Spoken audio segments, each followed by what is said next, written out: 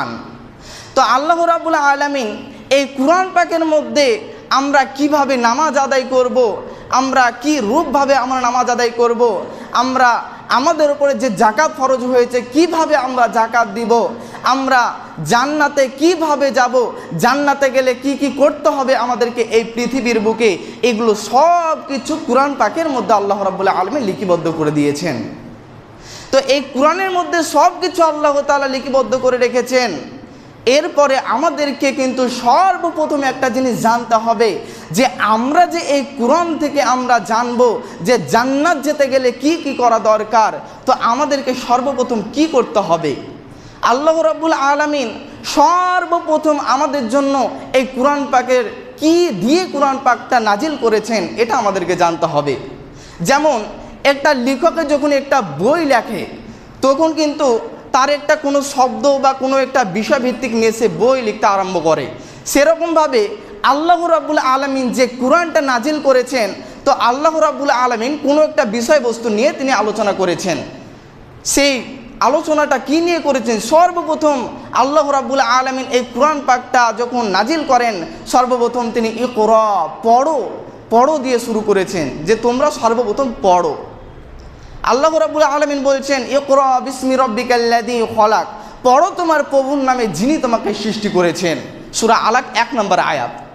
তাহলে আল্লাহ রাব্বুল আলামিন সর্বপ্রথম লিয়ে দিয়ে তিনি ইবাদতের কথা বলেননি, সর্বপ্রথম তিনি নামাজের কথা বলেননি, সর্বপ্রথম তিনি রোজা জাকাতের কথা বলেননি, সর্বপ্রথম তিনি বলেছেন কি?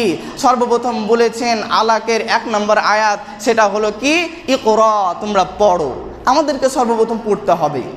এরপরে নবী সাল্লাল্লাহু আলাইহি ওয়াসাল্লামকে আল্লাহ রাব্বুল আলামিন ডেকে বলছেন, এই নবী, এই মুহাম্মদ, তুই শোন। আল্লাহ রাব্বুল আলামিন বলছেন অকুল রব্বি জিদনি ইলমান, নবী তুমি বলো যে হে আমার প্রতিপালক, তুমি আমার জ্ঞান বাড়িয়ে দাও, তুমি আমার বুদ্ধি বাড়িয়ে দাও, তুমি আমার ব্রেন খুলে দাও।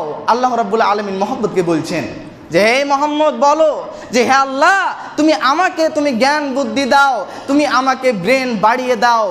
আল্লাহ রাব্বুল আলামিন নবী সাল্লাল্লাহু আলাইহি ওয়াসাল্লামকে এই কথা বললেন। তাহলে এই আয়াত থেকে আমরা কি বুঝতে পারলাম? সর্বপ্রথম আমাদেরকে যেটা চাইতে হবে সেটা জ্ঞান। আল্লাহ রাব্বুল আলামিনের কাছে আমাদেরকে জ্ঞান চাইতে হবে।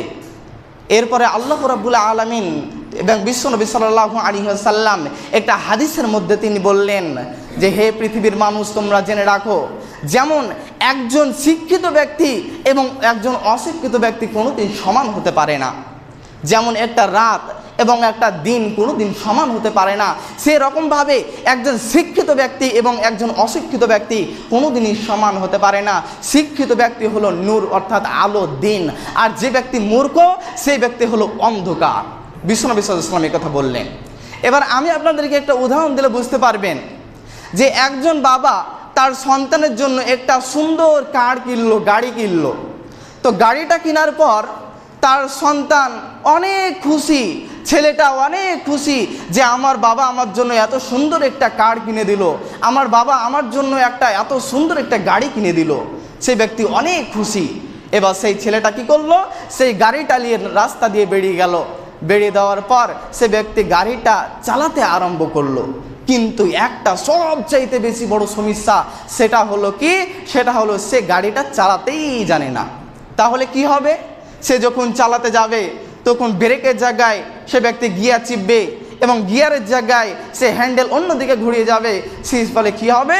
সেই ফলে গাড়িটা রাস্তা দিয়ে অন্য জায়গায় বেরিয়ে যাবে, রাস্তা দিয়ে অন্য জায়গায় ধাক্কা খাবে, গাড়ি থাকলে গাড়িতে ধাক্কা পাবে, এমনকি সেই গাড়িটা অ্যাক্সিডেন্ট হয়ে যাবে, একটা বড় বিপদ হয়ে যাবে। তাহলে সমস্যাটা কোথায়? এই গাড়িটা কোনো সমস্যা ছিল না, গাড়িটা ঠিকই, গাড়িটাও ভালো, গাড়িতে কোনো সমস্যা নাই, এমনকি ছেলেটারও কোনো সমস্যা নাই, ছেলেটাও অনেক ভালো ভদ্র ছেলে। কিন্তু সমস্যা একটা জায়গাতে। সেই জায়গাটা কোথায়? সেই জায়গাটা হলো তার শিক্ষাতে। তাকে গাড়িটা সর্বপ্রথম শিখতে হতো, জানতে হতো, কিন্তু তার ভিতরে এই গাড়ির শিক্ষাটা তার ভিতরে ছিল না। এর ফলে কি হলো? সে হ্যান্ডেলের জায়গায় সেই ব্যক্তি ব্রেক চিপে দিল, ব্রেকের জায়গায় সে গিয়ার টেনে দিল। ফলে কি হলো? ফলে অ্যাক্সিডেন্ট হয়ে গেল, এমনকি তার মৃত্যু হয়ে গেল। তাহলে এটা কেন হলো? শুধুমাত্র শিক্ষার জন্য। এই ছেলেটা যদি এই গাড়িটা যদি ভালোভাবে চালা শিখতো, শিক্ষা অর্জন করতো, এরপরে যদি সে রাস্তাতে গাড়ি নিয়ে নামতো, তার কোনো ক্ষতি হতো না। এর জন্য আল্লাহ রাব্বুল আলামিন পবিত্র কুরআনের মধ্যে একটা আয়াতের মধ্যে বললেন, আল্লাহ রাব্বুল আলামিন বলেছেন, হে বিশ্ববাসী, ইকরা বিসমি রাব্বিকাল্লাযী খলাক, তুমি পড়ো তোমার প্রভুর নামে যিনি তোমাকে সৃষ্টি করেছে।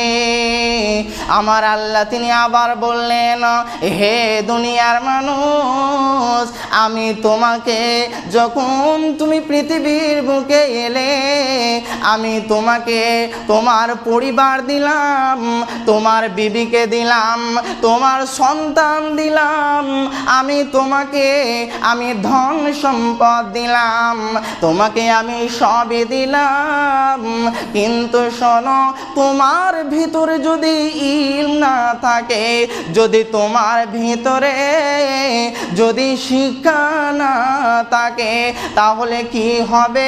ওই ড্রাইভারের মতো হবে যে চালান না শিখে গাড়ি নিয়ে নেমে যে অ্যাক্সিডেন্ট করে দেবে, ওর মতো তোমার হাল হবে।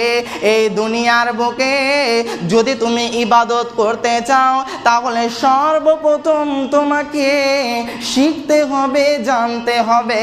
এর জন্য আমার আল্লাহ যখন কোরআন নাজিল করে, তখন আল্লাহ সর্বপ্রথম বলেননি যে তোমরা নামাজ আদায় করবে, সর্বপ্রথম বলেননি যে তোমরা রোজা রাখবে, সর্বপ্রথম যে কথাটা বলেছেন সেটা হলো ইকরা, তোমরা পড়ো। আপনি যদি পড়া না জানেন, আপনি যদি হাদিস কোরআন যদি না পড়তে জানেন, তাহলে কি হবে? আপনি হালাল হারামকে আপনি বেঁচে চলতে পারবেন না। হালাল হারামকে আপনি মানে বুঝতে পারবেন না যে কোনটা হারাম কোনটা হালাল, এটা আপনি বুঝতে পারবেন না। ফলে কি হবে?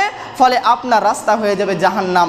এর জন্য আল্লাহ বলছেন, হে বান্দা সকল, তোমাকে সর্বপ্রথম আমি বলছি, ইবাদত করার কথা বলি না, তোমাকে